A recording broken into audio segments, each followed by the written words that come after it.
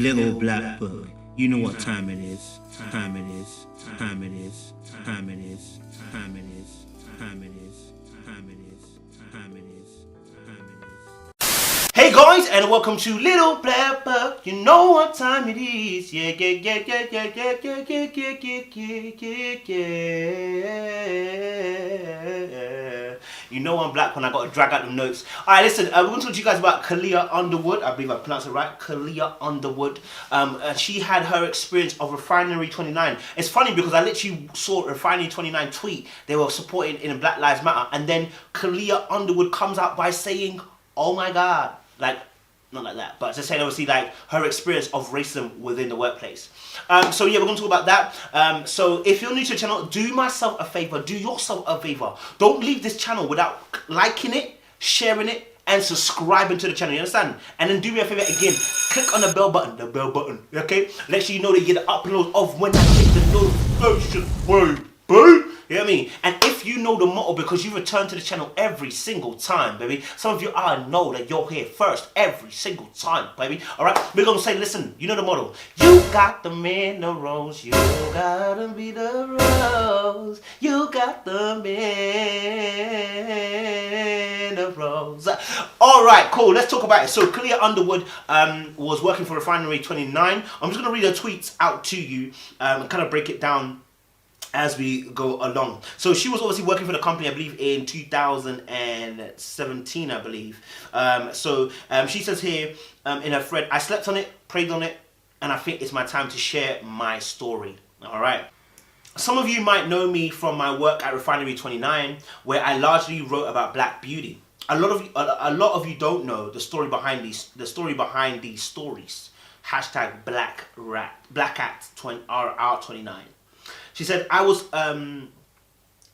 she was hired as a writer in 2017, and you know, a natural hair writer. Specifically, is what I was told during my interviews. I was too young and too eager to realize what I was signing up to be tokenized. Of course, I was thrilled to be writing content for about black women. So when I accepted my offer and my 52K salary, all right, girl, go on, shoot them off. At Refinery, I thought I'd be doing the work.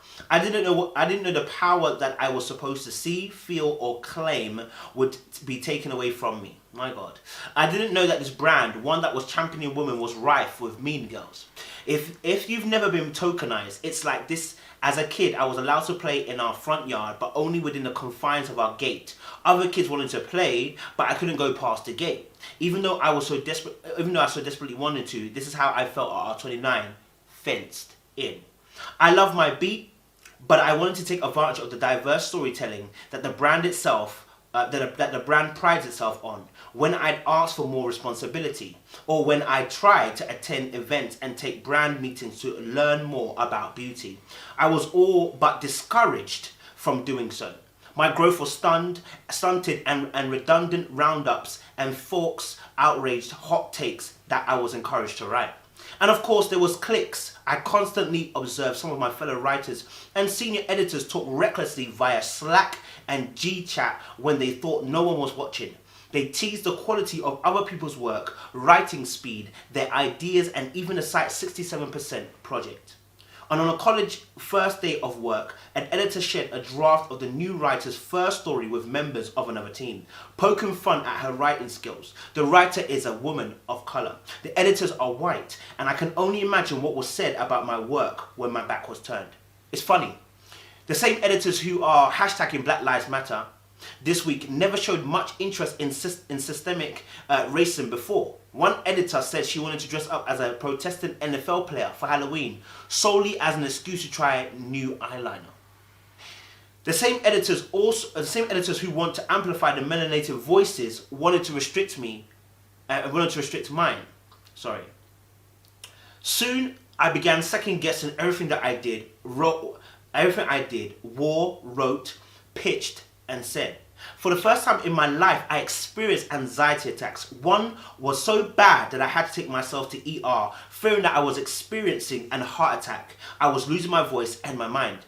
I still wanted to prove myself worthy and tried to go out for promotion when a senior writer opened up. I was denied because I wasn't ready, so I left. Not before I was locked out of content documents for fear I would steal the ideas. Lol. And even after that, I left the microaggressions continued. I hadn't even finished my first week at my new job before an old manager emailed me, demanding that I removed an embedded photo of myself on my Instagram that I actually owned from video shoots that I did at R29.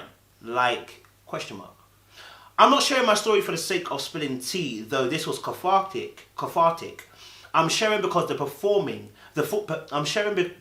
the performative activism I've been seeing all week feels so opportunistic. My English, apologies. You can't amplify melanated voices when you don't care about the people behind them. So, I know I was probably reading there for a little while, but the whole point is this. There is a lot of companies, we did this in another video, we talked about the NFL and NBC and all that, jumping on this bandwagon to show that they are for the black people. The truth of the matter is, the time has come where that's fine, you can do that. But when we get into your space, we are going to remember that you said you're about the Black Lives Matter. And what we're going to expect is excellence in the area of promoting black things. Promoting things that are going to help black community. Promoting things that are going to actually benefit the black community and not tear away and strip away. We're going to be asking for things in your workplaces which will actually aid the black employees within that workforce. We're going to be asking for more equality when it comes to promotions. We're going to ask for more equality when it comes to the finances that we get given, bonuses that we get given, the work appraisals that we get given. We're going to ask for a more fair and balanced approach to it. And so therefore, you can do the hashtags you want, but we already see you and know what you're about. Refinery 29 was tweeting about this, but we can see from an employee who was black, y'all ain't been doing what y'all supposed to be doing. And so you can hide behind the hashtags all you want, but the season has come where retribution is coming and justice is coming, and actually we're looking at companies now and saying, hey, we need more. So you can do all this little, we support you, okay, but you got to do more.